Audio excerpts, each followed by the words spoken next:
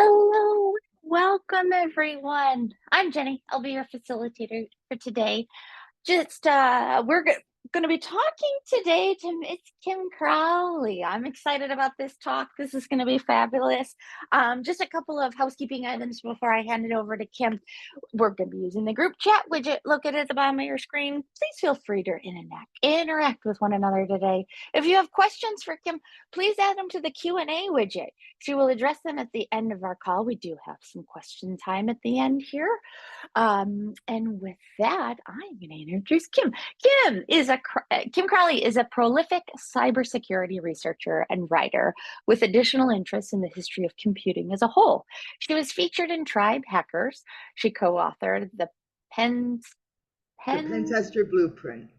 Thank you, Kim. The Pen Tester Blueprint. It caught me up. And authored 8 Steps to Better Security and Cloud Penetration Testing for Red Teamers. Her latest O'Reilly Media title, Hacker Culture A to Z, is an alphabetical guide to key concepts in hacking, computer science, and computing history. And with that, I'm going to hand it over to Kim. Hi, Kim.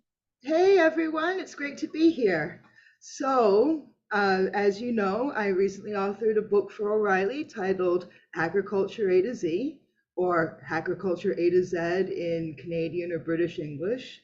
And one of the key themes of my book is the history of how the computer technology that we use every day came to be. So that's what I'm going to focus on this presentation today.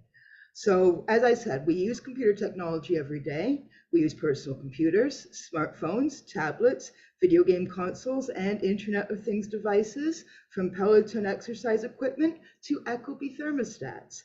I'd like you to pause for a few seconds and think of all the things that you do every day that wouldn't be possible without computers and the Internet. Exactly. So did you know that we have all this stuff because of war? So the United States has been the global superpower for most of the 20th century, and the US government has spent more money on its military than anything else. So that is trillions of dollars spent over the years, trillions with a T. I'm going to try and paraphrase things so I don't sound quite as stiff. So like this year alone, the military budget was $753.5 billion. So a lot of that money, especially back in the Cold War days, was spent on developing computer technology. So first of all, I'm going to introduce myself. So I am Kim Crawley, and I live in Toronto, Canada, and I've been researching and writing about cybersecurity for about 15 years. A little bit of astrology stuff for people who are into that kind of thing. I really strongly recommend that you visit my link tree, which is an easy URL to remember. It's linktr.ee/Kim Crawley. Please follow me on Mastodon, on Blue Sky, and on LinkedIn. I'd love to interact with you there. So that's what this has all led to, our modern interconnected world.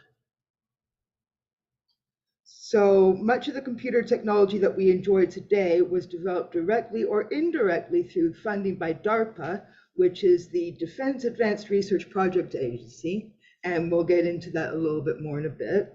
So that's a combination of public sector and private sector work that DARPA has funded, there's a tongue twister, has funded since its founding in 1958, which was the height of the Cold War.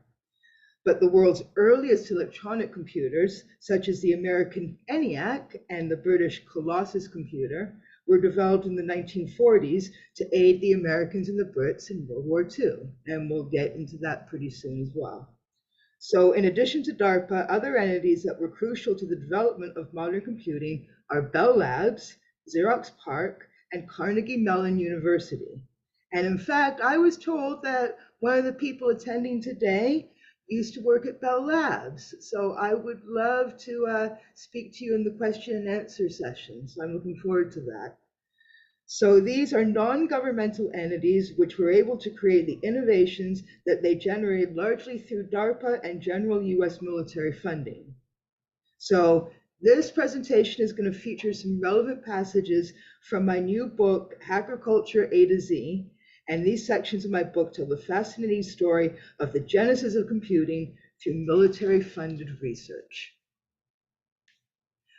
So the first topic is Alan Turing, who is very well known in the field of computer science. So he's considered to be the father of modern computing, and he learned to decipher tuning messages by hand. So tuning messages was a form of electromagnetic encryption that the Axis powers, namely Germany, I believe, used in World War II. So he was a mathematical genius. So he was hired by the British military to decrypt these electromechanical encrypted messages from the Axis side, because communications is very important in war. But he found that deciphering the messages by hand was too slow. So Bletchley Park, which was the facility that he was employed by, they developed, with his leadership, Colossus, which was the very first programmable electronic computer. It was ready for operation by December 1943, which was approximately 2 years before the US developed ENIAC. So that was the very first electronic programmable computer.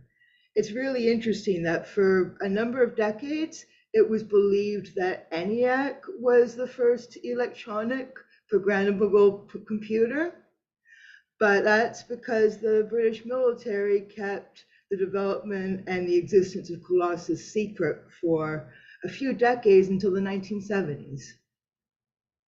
So as I mentioned, yeah. So the existence of Colossus was classified until 1974. So before 1974, it was commonly believed that ENIAC was the first electronic computer. Another thing that Turing is notable for is he conceptualized the imitation game in 1950. And that work is the origin of the famous Turing test.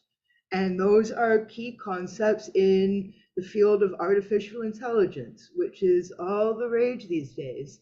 So the field of artificial intelligence literally started with the ideas of Alan Turing. And so this portrait of Alan Turing on the slide was done by Jose Marzan. So it's an original illustration in my book. And then we've got a public domain image of Colossus. So that's really cool. That was the very first electronic programmable computer. So now we get into ENIAC. So ENIAC stands for the Electronic Numerical Integrator and Computer, and it was the first electronic computer in the United States. And like many 20th century computer science breakthroughs, it was funded by the US Army, in this case for World War II. It's kind of awkward because by the time that ENIAC was fully developed and ready to be used, World War II just about ended. So ENIAC was designed to calculate the projection of ballistic missiles, but obviously it wasn't functional until just about when World War II ended in 1945. So from then on, it was used partly to develop the Manhattan, to develop the Manhattan Project, I believe. So work on ENIAC started in secret in 1943 at the University of Pennsylvania's Moore School of Electrical Engineering. And it was first used on December 10th, 1945, to perform calculations for the development of John von Neumann's hydrogen bomb. So in this slide, you can see some public domain images of ENIAC. And so ENIAC and Colossus were technologically very similar. ENIAC, and I believe Colossus as well, was powered by a large number of vacuum tubes. And the vacuum tubes there would be all kinds of vacuum tubes that would burn out every day of operation, and they had to constantly replace the vacuum tubes with new vacuum tubes. This was just before the invention of the transistor. And the invention of the transistor led to the invention of the CPU. So back in the 1940s, this was the best electronic calculation technology that they had. And the machines were massive. They needed lots of specialists to maintain them in their operation every day.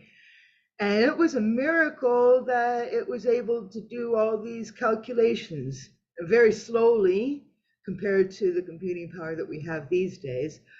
But the fact that they came up with all this stuff is really impressive. This was all before the invention of the transistor. So these are some illustrations by Jose Marzan that were made for my book. So on the left is one of the panels for ENIAC. And then on the right, we've got a bunch of vacuum tubes, which were similar to light bulbs, and they looked similar to light bulbs.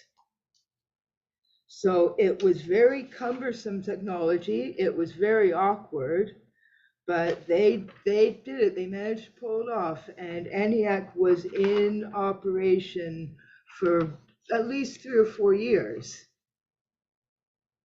Yeah, so the massive computing machine occupied a room that was about 30 feet by 50 feet.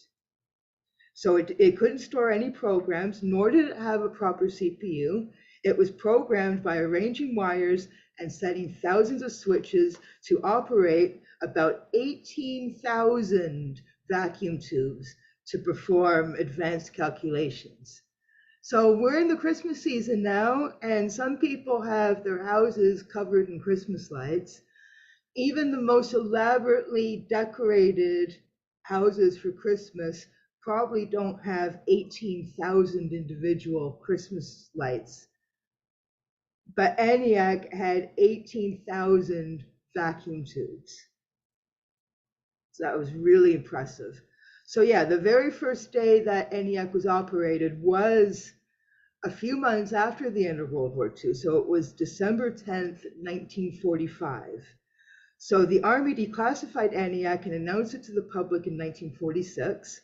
The New York Times described it as an amazing machine that applies electronic speeds for the first time to mathematical tasks heretofore too difficult and cumbersome for solution.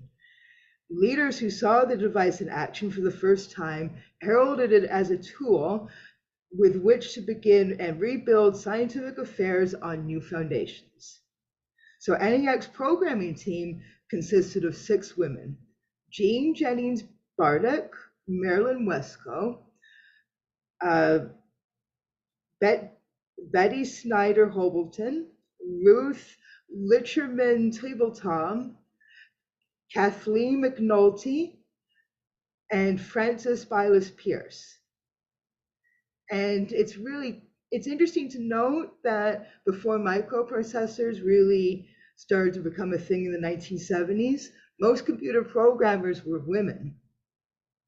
So ENIAC was last used in 1956.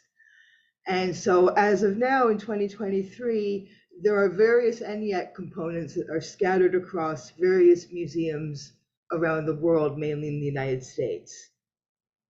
So that is very cool. That is the beginning of a lot of the technological innovations that we enjoy today. So now we're getting into DARPA. So DARPA was founded after ENIAC. So the Defense Advanced Research Project Agency is a US government agency under the US Department of Defense, and it was founded in 1958. DARPA and the National Aeronautics and Space Administration, otherwise known as NASA, everyone's heard of NASA, have a common origin. So they were both responses to the Soviet space program, which launched the first artificial satellite, Sputnik, in 1957. So it was the height of the Cold War, and of course, American ingenuity would not be outdone. So a lot of the computer technology that we use today, it was because the United States wanted to beat the Soviets in the Cold War. And that Cold War went on for decades. I was born in the tail end of the Cold War, so that's really quite impressive. So I would say the most important technological advance that came out of DARPA is ARPANET, which has its own entry in my book. And DARPA's online system, which was unveiled in 1968, is the father. So the father of the internet is ARPANET, and DARPA's online system is the proof of concept, which is the father of ARPANET. And so then, of course, the internet is the World Wide Web's great-grandfather. See where this is all going? This is all these technologies build upon each other over time. So not only was DARPA's online system one of the earliest proofs of concept for computer networking technology, it was also a proof of concept for a lot of the other technologies that we use every day. So the very first computer mouse, raster scan, video monitors, screen windowing, hypertext links. So hypertext links decades before the World Wide Web, and some very rudimentary computer networking, and that was all invented for NLS, online system.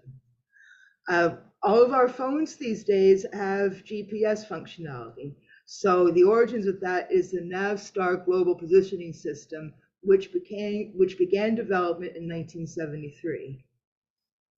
The Personal Assistant That Learns artificial intelligence program started in DARPA in 2002 with the goal of designing cognitive computing systems to make military decision-making more efficient. Its voice interaction functions became a part of the creation of Siri in 2007. So Siri is an Apple thing. Anyone who has an iPhone is probably very familiar with that. So the technological basis for Siri did not start in Cupertino at Apple Park HQ. It started with DARPA. So the High Productivity Computing Systems Program launched in 2002, and that program gives grants to IBM, Cray, which is the supercomputer company, Hewlett-Packard, Silicon Graphics, and Sun Microsystems. Silicon Graphics, I don't get into very much in my book, but the key technologies in things like the Nintendo 64 and a lot of the developments in video game graphics and processing technologies from the mid-90s, a lot of that was developed with Silicon Graphics technology. And Sun Microsystems, a lot of you are familiar with, that's a very important tech company. So the HPCS program through DARPA gives grants to these companies to this day to develop better performing and more affordable supercomputers. And of course, there's no such thing as an affordable supercomputer, so that's all relative. So now we get into ARPANET. So ARPANET is the technological origin of our modern day internet. So the Advanced Research Project Agency, as it was known at the time that ARPANET was launched, was a precursor to the modern internet, and it was developed in 1969 under what is now the US Defense Advanced Research Projects Agency. One of ARPANET's earliest tests came when Charlie Klein sent the first packet-switched message between two computers. So the two computers were between the University of California at Los Angeles, UCLA, under the supervision of Professor Leonard Kleinrock, and it was another computer as well and somewhere else in the United States. Why didn't I mention what that computer was? Anyway, so the message that was sent from the computer at UCLA crashed before Klein could type the word G in login. So there are some people on social media these days who talk about how the very first computer network sent message was likely LOL because the G in login didn't send. So there is what ARPANET looked like in March 1977. So each one of those boxes in that diagram is not a series of computers. It's not like a LAN or something like that. It is a individual computer, each one of those labeled rectangles on that diagram. So we got a lot of PDP-10 and PDP-11 mini computers, and we've got mini computers from other vendors as well. At least half of the computers on ARPANET at the time were PDP mini computers. And so you can see that Harvard was connected, and the Pentagon and Stanford. So by 1977, it looks like there were only roughly around 100 computers that were on ARPANET. But it was growing really quickly. Like ARPANET kept running until the early 1980s.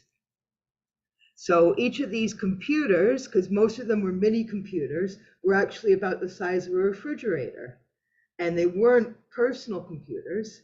So these were shared computers at US government facilities and at academic facilities and at some tech companies like Xerox. So now we get into Carnegie Mellon University, which is where a lot of the academic foundation of computer science started. So Carnegie Mellon University played an important role in the development of computer science. So Stanford and MIT get a lot of attention for their roles in the history of hacker culture, but Carnegie Mellon should not be overlooked. So CMU was founded in the year 1900 in Pittsburgh, Pennsylvania, as Carnegie Technical Schools with funding from the steel tycoon Andrew Carnegie. And by 1956, the Carnegie Institute of Technology acquired an IBM 650 computer. So you see a relatively modern view of Carnegie Mellon on the left, and then on the right is an IBM 650 computer. So these were like really still quite not room size, but still quite large computers with different components. Maybe I should go back to Carnegie Mellon a little bit. So in 1956, the Carnegie Institute of Technology acquired an IBM 650 computer, which was placed in the basement of the Graduate School of Industrial Automation to help social scientists compute complex logics problems. It was largely used by the social sciences departments, believe it or not. So the IBM 650 was compact by the standards of the day. So it contained a reed punch unit, which was the size of 2 kitchen stoves. The console unit was the size of a few refrigerators stacked together, and a second unit of the same size, all with vacuum tubes. The IBM 650 was one of the last computers that was largely powered by vacuum tubes. So it could process 200 punch cards per minute, and if it had a processing error, could automatically repeat portions of the processing by restarting at a breaking point, which to the early computer programmers of the time was a very convenient feature. In 1958, Carnegie Tech ordered the very first freshman level computer programming course in the US. In the 1960s, CMU received lots of Cold War government funding to progress computer science research. The first $600,000 grant from DARPA in 1962 helped to start the Computation Center, which was headed by the creator of the Pascal programming language and Turing Award winner, Alan Paris, along with decision theorist and future Nobel laureate, Herbert Simon. So there we go. That was some really important work that was done there. So now we're on to the GUI, the graphical user interface, which makes computing so much more convenient for your ordinary person. So the graphical user interface makes computing more accessible to the masses by representing what's happening in the computer graphically, so that users don't have to enter all commands through the command line. So GUIs generally use input devices like a mouse or a touchscreen. And so, yeah, so we have touchscreen GUIs on our phones and our tablets. We largely have mouse-driven GUIs on our laptops and desktop PCs. So the command line in nearly all popular operating systems is a preferable way of doing things like searching for a string, if you can remember a bunch of commands and think like a computer programmer. In fact, getting familiar with the command line is a great way to get into computer programming. But even the nerdiest nerds spend lots of time in GUI computer environments. Personal computers wouldn't have become popular if GUIs hadn't been invented. So the GUI and mouse have older origins than most people think. Vannevar Bush, as director of the US Office of Scientific Research and Development, conceptualized the GUI all the way back in 1945, which was the same year the ENIAC was completed. In an essay titled As We May Think, Bush also conceptualized hyperlinks and the web, theorizing that people would one day access the world's information through computer devices that he called memex, which would graphically present information with connections to other information. Bush's essay inspired Douglas Engelbart, who worked for the Stanford Research Institute and created the very first computer mouse in 1964 as part of building the online system for DARPA. NLS, which became public in 1968, was also called the mother of all demos. It had the very first functioning GUI, was networked to other computing devices, and supported document collaboration and hypertext links. It inspired the Xerox Alto, the Apple Macintosh, Tim Berners-Lee's World Wide Web, and Google Docs, all in one go. In 1973, Xerox introduced its first personal computer prototype, the Xerox Alto, and it also had a mouse and a GUI-driven operating system, and we'll get into that a little bit more very soon. In 1979, during the early development of the Apple Lisa and the Macintosh, Xerox offered Steve Jobs and other members of the Apple team a tour of its research and development in exchange for $1 million in Apple stock. Jobs was blown away by the Alto and knew immediately that its user interface was the best kind for Apple's products. The Macintosh launched in 1984, which also had a GUI operating system and a mouse. So Microsoft recruited Xerox PARC's Charles Simonyi and Scott McGregor in 1981 and released its first GUI operating system, Windows 1.0, in 1985. By the early 90s, it had become obvious that GUIs and mice were the new computing paradigm.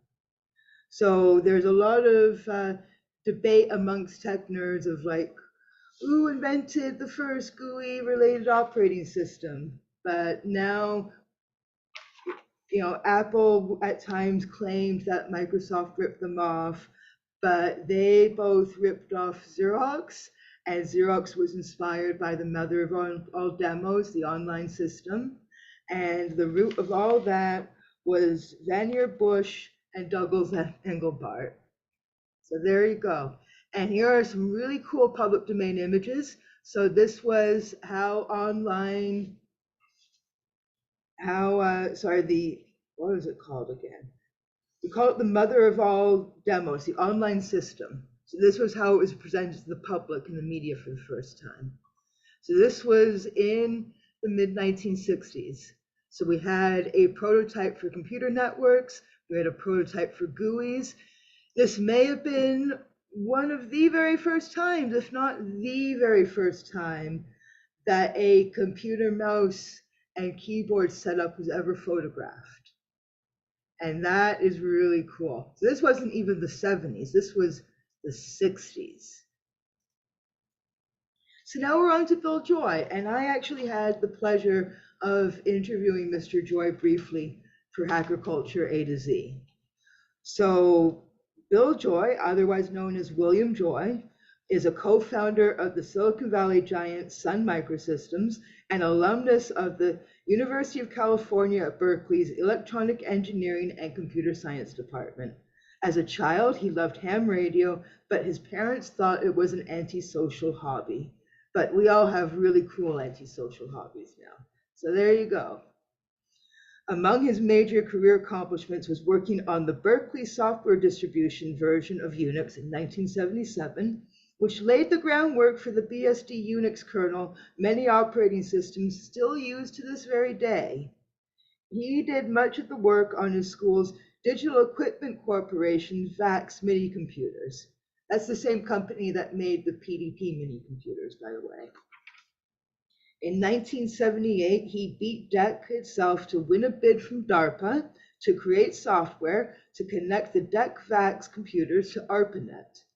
In 1982, he founded Sun Microsystems with Vinod Khosla, I'm going to mispronounce his name, Andy Bechtolsheim and Scott McNeely, with the goal of developing high-performance desktop computers for Unix.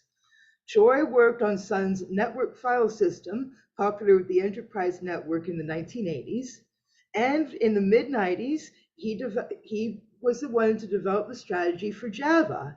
And Java to this day is one of the more commonly used object-oriented programming languages. So Java has since become a major programming language and the primary high-level programming language on Android devices. When I interviewed him, Joy expressed enthusiasm about that development. I'm glad to see it, and iPhone and Apple OSs have a lot of BSD in them. I'm glad to have helped both. Such a modest guy. And that's one of the books on Java that he authored that was published by O'Reilly. So now we're on to networking and packet switching, two technologies that are directly related to each other. So computer networking is all about connecting multiple computers so they can share data with each other. The largest computer network in the world is the internet, and we're using it right now. And there are also lots of other smaller computer networks. An example of a much smaller computer network is the one in my home, which is a local area network, a LAN, that my laptop and my video game consoles and my phone and a bunch of other stuff are connected to.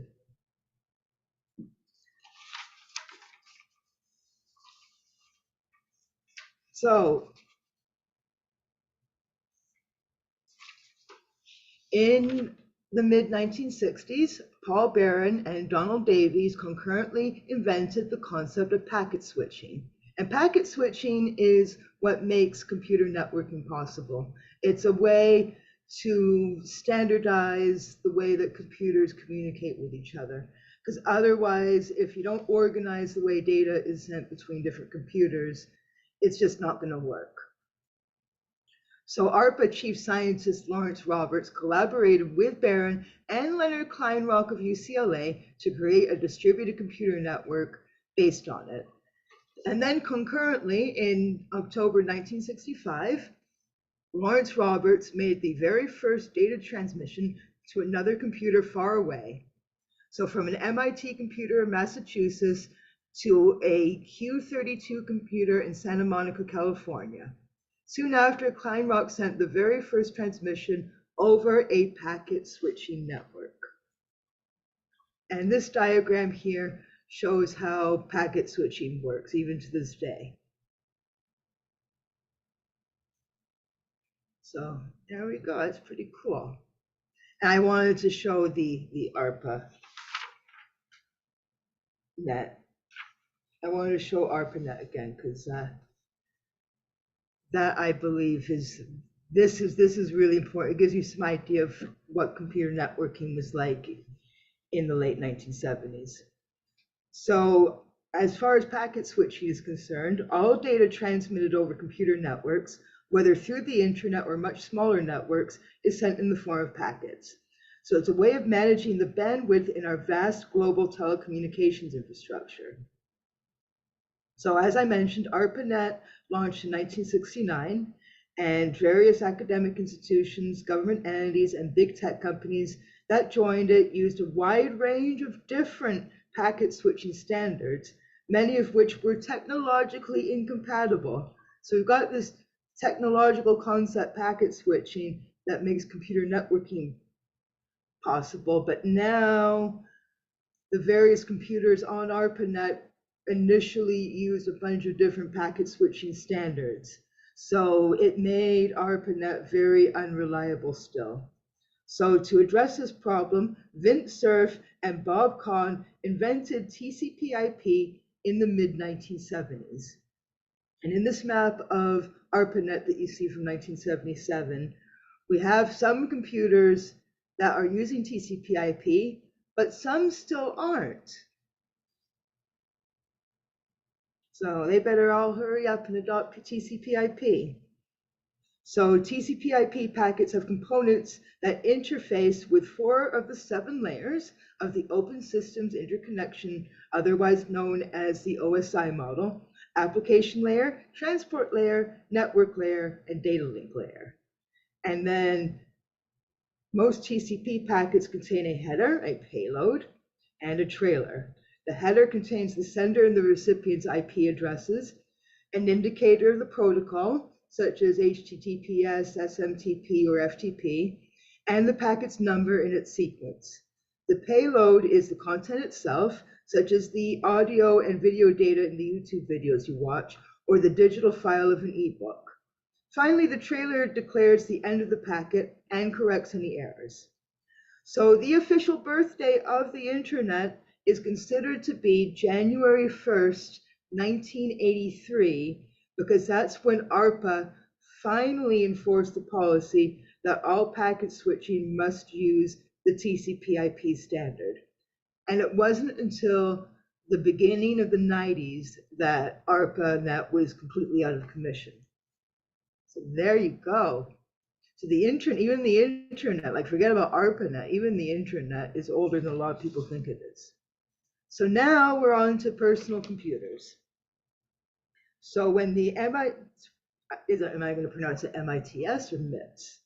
When the MITS Altair 8800 became available for sale in early 1975, it kicked off a lot of very important events in the history of hacker culture. It was the first device Microsoft commercially developed software for, which is the Microsoft version of the BASIC programming language. It inspired the launch of the Homebrew Computer Club in Menlo Park, California, and furthermore, it inspired Homebrew Computer Club member Steve Wozniak to develop his prototype for the Apple I, which was the first product sold by Apple Computer, which of course was co-founded by fellow Homebrew Computer Club member Steve Jobs. So all that happened because the Altair 8800 was the first microcomputer to make lots of hackers believe that home computing was finally possible, even though it wasn't technically the first microcomputer chronologically. That honor goes to 1972's Q1. So before then, all computers were at least refrigerator size to room size and had to be shared with multiple people, usually in enterprises and academic institutions and the like. So the idea of a person owning an entire computer and it fitting on a desk was a really radical concept at the time. So the Altair 8800 was simply a box with a lot of switches and LED lights, as you can see in that illustration on the cover of Popular Electronics announcing the launch of the Altair 8800. It didn't come with any user-friendly monitor, keyboard, or mouse peripherals. Only some peripherals were compatible, and those would have to be acquired and added by the user. So this made computing more accessible, but not as accessible as we knew it in the 80s and the 90s. So I wouldn't really consider it to be a PC, although the Altair 8800 did help to spur on PC development. Conceptually, the grandfather of the PC was the mother of all demos, which was made at the Stanford Research Institute with DARPA funding and shown publicly in December 1968, which had a graphical user interface and hypertext links and the first mouse and a keyboard and limited proof of concept network connectivity, although it wasn't too usable beyond being a really impressive prototype. So the father of the PC was, I would consider it to be 1973 Xerox Alto. And we'll get back into that really soon. But yeah, this is the machine. This is the very first machine that Bill Gates's newly formed Microsoft was hired to develop software for, so the basic programming language. This was the computer that inspired the founders of Apple, Steve Jobs and Steve Wozniak, to start Apple computers in the first place. This kicked off a lot of very important development. So there we go. We've got the cover of Popular Electronics again. We've got the very first we've got the prototype mouse and keyboard from the mother of all demos online system. And then on the right is a Xerox Alto computer. And the Xerox Alto computer was fully usable, but it was only ever used in the Xerox PARC facility. And we'll get into that right about now. So Xerox. Most people think of Xerox as a company that makes photocopiers, but it had a profound influence in the history of computing. Xerox was founded in 1906 as a haloid company, a producer of photographic paper. In 1942, its founder, Chester Carlson, patented his electrophotography technique, which was later renamed xerography, which is where the name Xerox came from. So it was rebranded as the Haloid Xerox Company in 1958. It introduced the very first xerographic photocopier the following year. So Xerox launched Xerox PARC in 1970, and that was to put more of an emphasis on research and development. So Xerox was involved in a lot of things that had nothing to do directly with photocopying. So the Xerox PARC's mission was to create the office of the future. And indeed it did, although the company accidentally let its competitors profit from its efforts. So while Douglas Engelbart spent much of the 1960s developing new technology for DARPA at the Stanford Research Institute, and in 1968, he presented the most groundbreaking prototype ever, the mother of all demos. That inspired the Xerox Alto computer, which was the first completely usable computer with a GUI and a mouse, and it was launched at Xerox PARC in 1973. It was never commercially released. So it was used by Xerox PARC employees. Each of them had one of these things at their desk, but it was never sold commercially. So Bravo, the first properly WYSIWYG document application, as in what you see is what you get, was developed for the Alto, and its software was made with Smalltalk, which was the very first object-oriented programming language. And a lot of our higher level programming languages are object-oriented programming languages. So other revolutionary inventions that came out of Xerox PARC include Ethernet in 1973. And, we pretty much all use Ethernet for the internet and for all kinds of other computer networks as well. So for instance, I'm connected, my laptop is connected to my home Wi-Fi, but then my wireless router is connected to Ethernet. So the majority of our internet connections have Ethernet at some point at least. So natural language processing, which is the foundation for ChatGPT, was invented at Xerox PARC. Not ChatGPT. ChatGPT obviously wasn't invented at Xerox PARC, but natural language processing, which was necessary for the invention of ChatGPT, was invented at Xerox PARC in 1979. Optical data storage, so that's like our CD-ROMs and our DVD-ROMs, and fiber optic networking in 1982.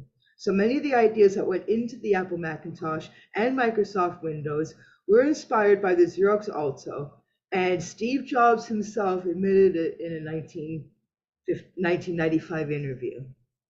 So now we move on to Bell Labs, and I am aware that one of our attendees worked at Bell Labs. So I hope my research is good.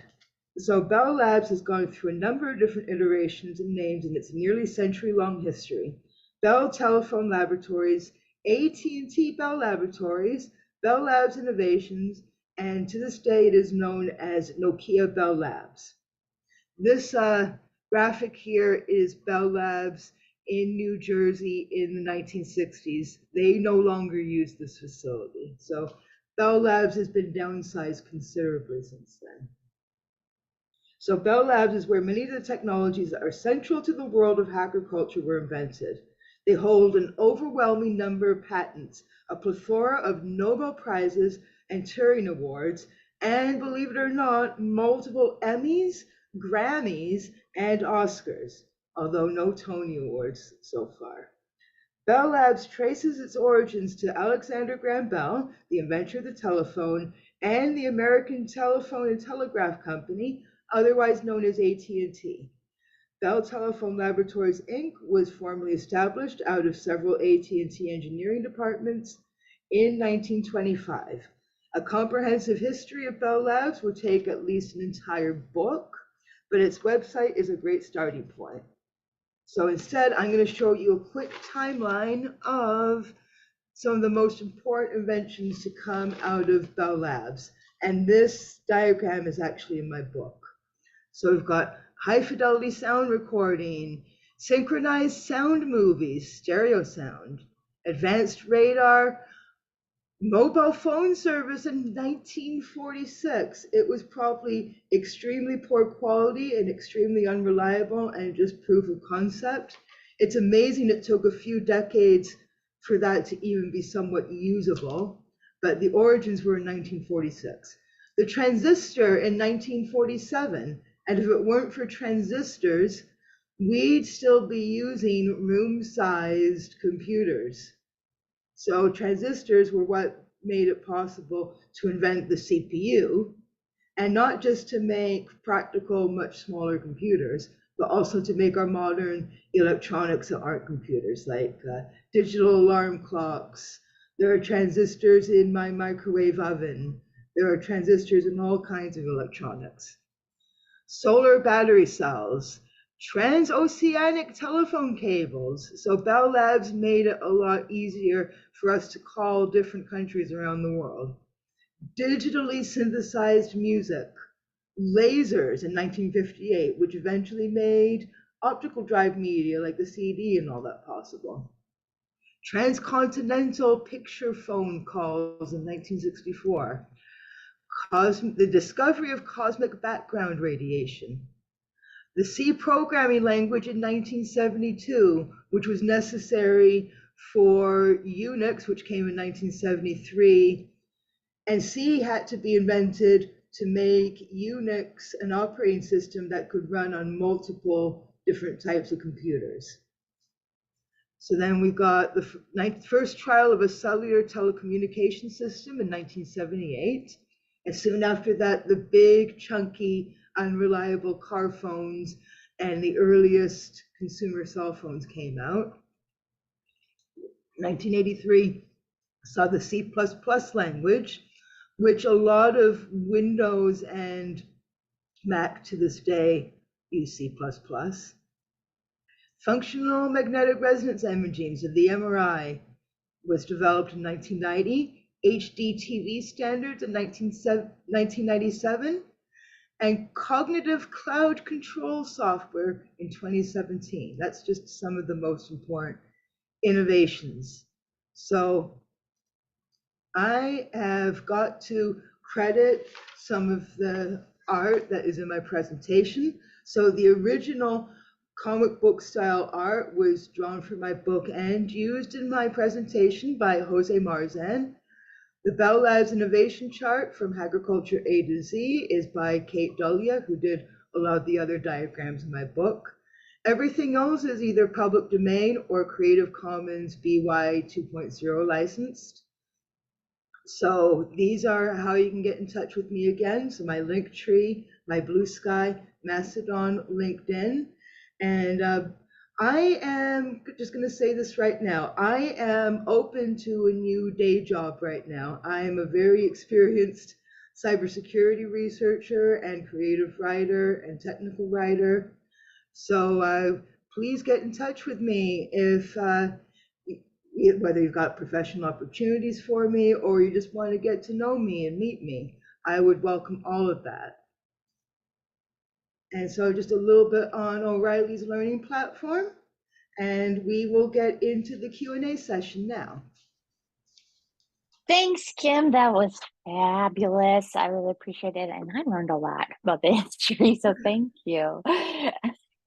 Everyone else seems to enjoy that as well. If you found this fascinating, as I did, you can find more about Kim's work on the O'Reilly Learning Platform. Her new book, Hacker A to Z, is also on the platform. With a subscription to O'Reilly Media, you not only have access to Kim's books, but you have access to hundreds of thousands of other titles, as well as online trainings, super streams, ebooks, and all the O'Reilly content. I'm looking at all this stuff pouring in here. Let's see, I have a question or two. According to you, what was Robert Callio's role in developing the www? Kim. Robert Valium? Callius, is that how you say it? Calliau. I'm going to be completely honest. I am aware of what Tim Berners-Lee did in the development of the World Wide Web. I'm not exactly aware of this Robert gentleman too much. Maybe I need to see the name printed. Okay. It is in the Yeah, as far as the development of the World Wide Web is concerned, what I do know is mainly the work that Tim Berners-Lee did. Okay.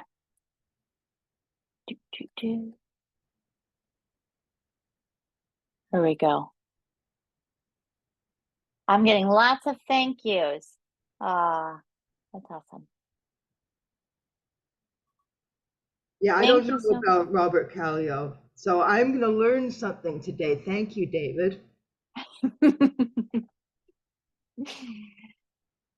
Okay, great. Not he's important, just his name didn't come up very much in my research, that's all. So I will check that out. Thank you very much. Well, I want to thank you all for joining today. Thank you so much, Kim, for your time. This has been fascinating. Thank you, everyone, for attending. Oh, absolutely. You have a great rest of your day. Thank you very much. Until next time. Bye-bye now.